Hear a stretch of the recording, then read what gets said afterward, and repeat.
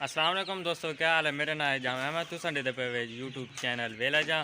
आज आओ असा एक मुर्गी फार्म बनाया से तो कुछ खेने है कि असा कितने मुर्गियां पाल रखी है तो उन्होंने क्या क्या खुराक है किमी किमी देखभाल असा उन्हें करें। आओ आज तो कुछ खेने है जी भाई जान, ये है साडा मुर्गी फार्म। देसी देसी कुकड़ियाँ पाले हैं तो बाकी मजीद असा साढ़े नाल भिरा हैं गुलाम यासीन, उन्होंने पूछते हैं कि सवेर को ला के शाम तक वो क्या खुराक देने तो किमें इन्हों की देखभाल करें। आओ पूछते हैं। अस्सलाम वालेकुम गुलाम यासिन भाई। वालेकुम सलाम। क्या हाल है जनाब, ठीक हो?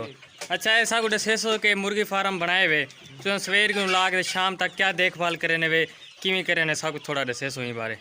सवेर को बस 8 साढ़े 8 बजे आके अच्छा ते इन्हों को फीड वगैरह पा देने। अच्छा ते वल शाम को 4 साढ़े 4 बजे 5 बजे वल फीड पा दी। अच्छा पानी सवेर को चेंज कर देता, बाद देता, शाम को पा देता। अच्छा अच्छा, मतलब इन्हों का क्या तारा थी मैंने कितने घिंदे वे किलो कितने चढ़ते हैं जडन घिंदे क्या रेट नाल घिंदे वे क्या रेट नाल बेचेंदे वे तो आपको फायदा आंदे या घाटा आंदे?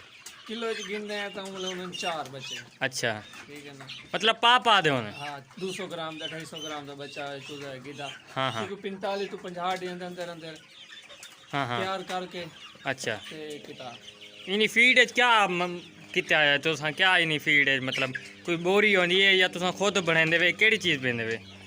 फीड जी बोरी किनू बोरी तो बहुत महंगी है। अच्छा, ਉਹਦੇ ਨਾਲ ਬਹੁਤ ਜ਼ਿਆਦਾ ਮਹਿੰਗੇ ਪਾਉਂਦੇ ਨੇ, ਉਹਦੀ ਕਹਿ ਨਹੀਂ ਗਿਣਦੇ, ਅਸਾਂ ਖੁਦ ਹੀ ਤਿਆਰ ਕਰਨੇ ਨੇ। खुद क्या क्या आइटम तैयार करें जैसे सो थोड़ा?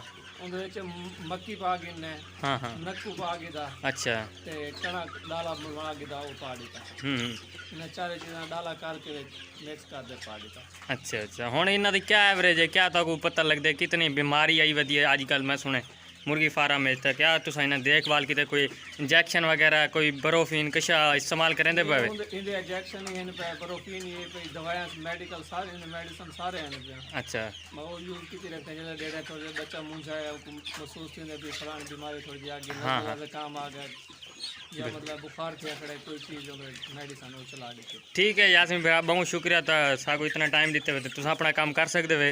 मजीद तुम दोस्तों देख सो कि हाल ही नवा मतलब छोटे छोटे बच्चे हैं इतने ज़्यादा कह नहीं के तैयार थे खड़े बिया भी माल है और नाल ई सैशन है अगले सैशन है वो भी ताकू लिखे ने क्योंकि वो माल तैयार थे खड़े वो कम अज़ कम इन्होंने 4 1 किलो दे 4 आने पा तो 4 मुर्गियाँ आने उन्होंने को तैयार करे इन्हें जेड़ी खुराक यासिन भाई ने दसे वो खुराक पेने उन खुराक के बाद इन्हों की ग्रोथ सी नहीं है, ग्रोथ के बाद वाले एवरेज आती है।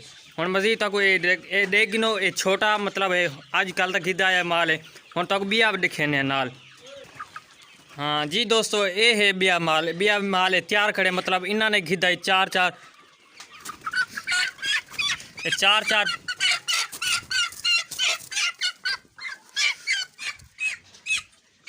ये देख सकते हो कि मुर्गी तैयार है। ये तुम देख सकते हो कि वड्डा माल तैयार थे खड़े तो बाकी जरा तब पिछला दिखा से वो बिल्कुल छोटा ही इंतहाई भी छोटा ही ये बहुत वड्डा माल है तैयार थे खड़े। शुक्रिया। अगर तो साड़ी वीडियो अच्छी लगी हो तो लाइक ज़रूर करे तो शेयर भी ज़रूर करे तो शुक्रिया। ठीक है दोस्तों, आज की साड़ी यही वीडियो या सब तक मुर्गी फार्म का विजिट कराया से मजीद कल अस इंशाल्लाह तक न्यू वीडियो दसो। साढ़ा अगर वीडियो तो पसंद आई हो तो लाइक ज़रूर कर दो, शेयर भी ज़रूर कर दो। अगर भैया कोई अच्छी वीडियो हो तो सब कमेंट से ज़रूर दसे। तो अगर